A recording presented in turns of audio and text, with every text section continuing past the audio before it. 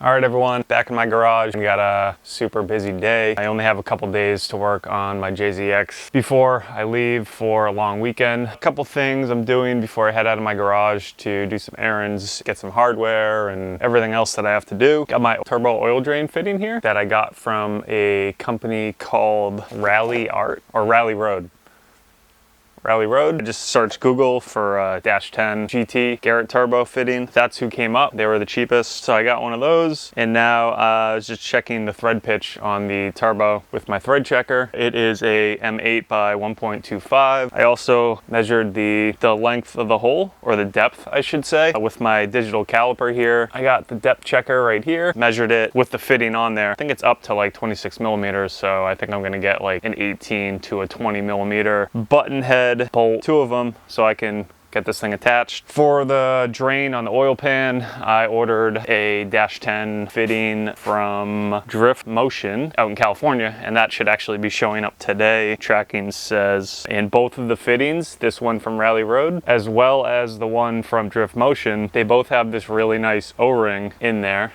So it's really nice, rather an O-ring than a gasket. I think it seals better. It's a lot easier to get an O-ring than it is a specific gasket, I think. I think you could kind of run to like a hardware store. You know, I mean, hopefully they have the size, but O-rings are a lot easier to come by than like a specific gasket for one of these types of fittings. So, and I also need to take the digital caliper. I'm ordering my Brown & Miller fittings today for the turbo oil and coolant lines. I have to tap the water neck and the thermostat housing for the coolant inlet and outlet for the turbo, and currently there's just nipples on there to slide hoses onto. I'm going to work these guys.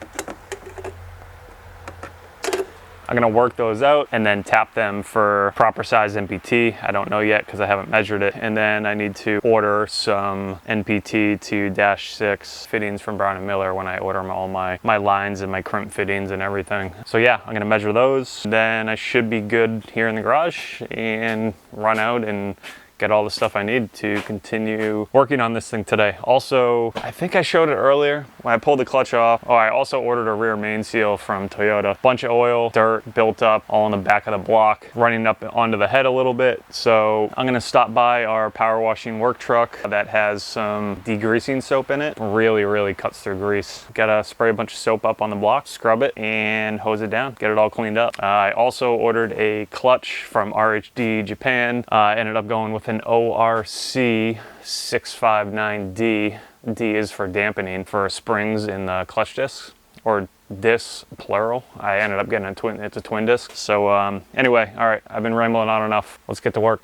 Rear of the block is pretty greasy, like I said earlier. I stopped by our work truck, power washing truck, and grabbed some of our strong detergent. Basically, we just call it strong soap, and it's the stuff we use for, I don't know, pretty much heavy degreasing jobs. So I mixed them up, and I was sure to dilute it a little bit because last time I used this stuff on this engine, undiluted, it's so strong that it actually stripped some of the sheen or the shine anodization off of the crimp collars on my oil cooler lines. So yeah, it's that strong. So I rigged up this tarp, as you can see, to catch it all because it's inside my garage. So it's gonna catch it all, and then it'll get diluted once I rinse it all off. Got a little scrub brush, and we are going to spray some detergent on the rear of this block, get it scrubbed up, rinse her down. Let's get after it.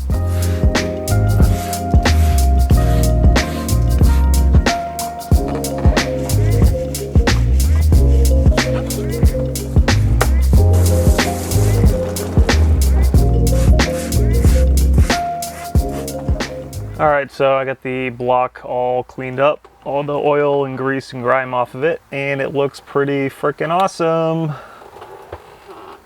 Super clean now.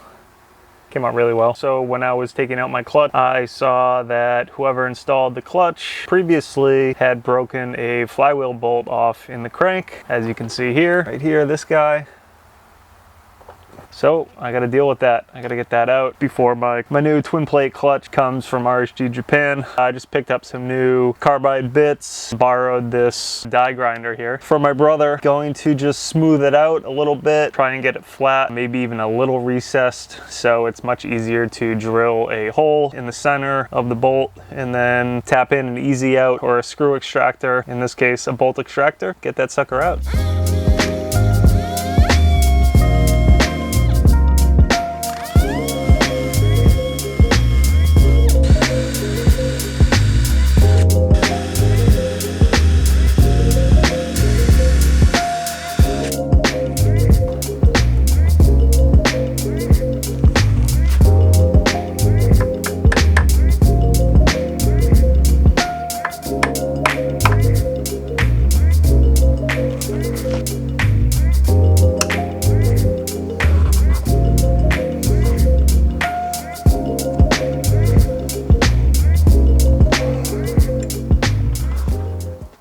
Success.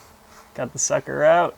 All right, I'm gonna take off my rear main because that was leaking. Of course, my work light died, so I'm not sure you're gonna be able to really see. Oh, there we go.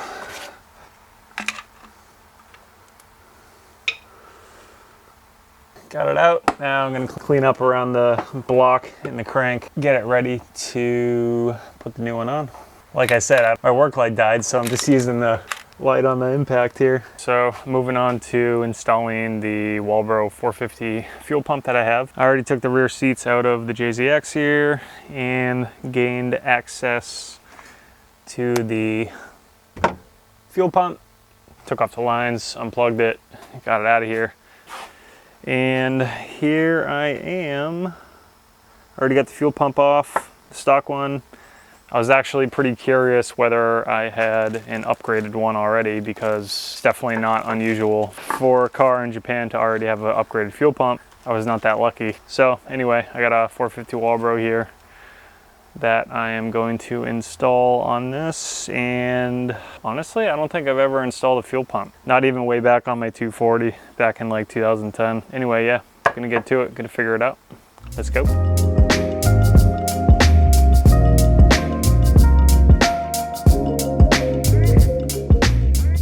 All right, so fuel pump's a little bit larger, so it's fitting on here pretty tight. Like it barely fits in between there.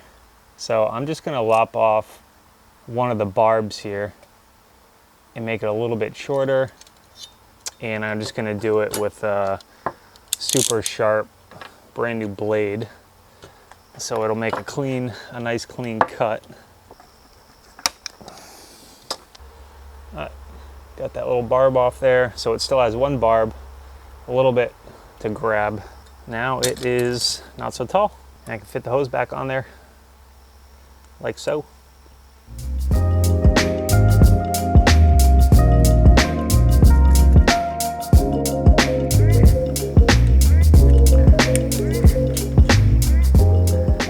Got the new fuel pump in, or installed on the hanger. So now I just gotta reinstall it into the tank, and then I have to figure out the straight or switched 12 volt mod to run straight 12 volts from the battery to it. Picked up a 40 amp 12 volt relay today. So yeah, gotta figure out how to, well, yeah, I guess how to. I've wired up a relay actually just once in my life, and I kind of forget how to, so I'll just look at a diagram for it, wire this sucker up. So I got my fuel pump all good now. Well, it's better now because I actually posted a photo on JZX Owner US Facebook page because I was unsure what this little black box was. It's the second wire coming down from the factory bulkhead on the hanger here. So it basically went like this. It was right here.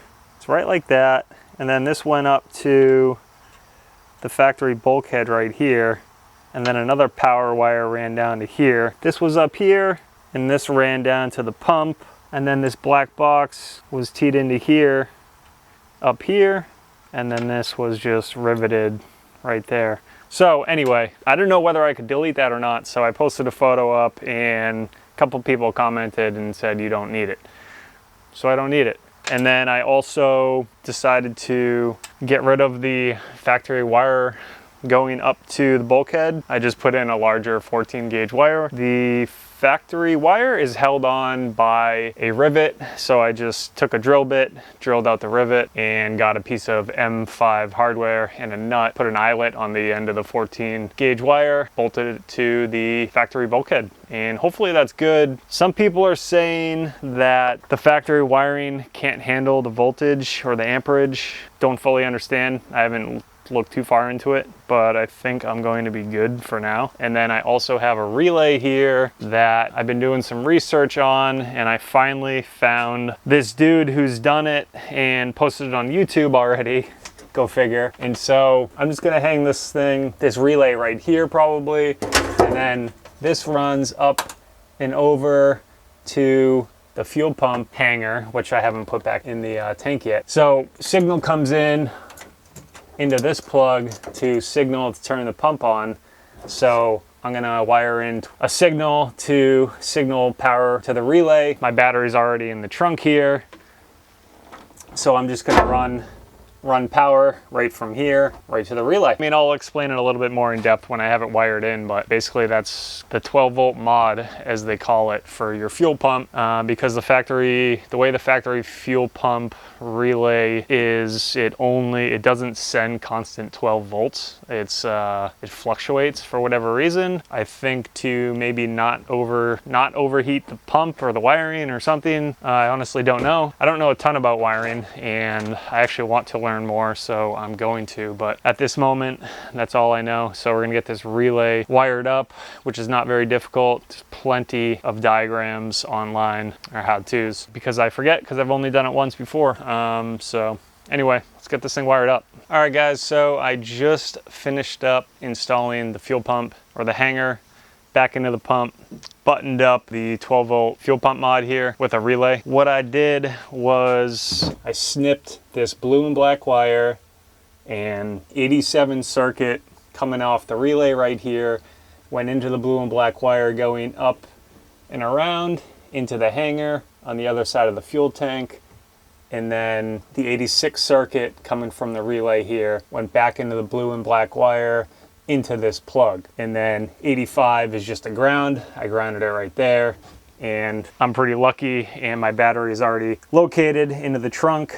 Well, lucky, I mean, I did it, but it was already done, so I just picked up 12 volts from here, put in an inline fuse here, and yeah, 12 volts right into the 30 circuit on the relay here. So now no fuel pump issues like I've read people having. That's why you do this modification. That way the fuel pump always sees 12 volts. So now the fuel pump only turns on when you go to crank the engine over. So you can turn the key, accessory, all the way over to start. It still won't be on. It doesn't turn on until you crank the car. Pretty stoked on that. Took a little while to figure out and whatnot, but yeah, move on to the next thing.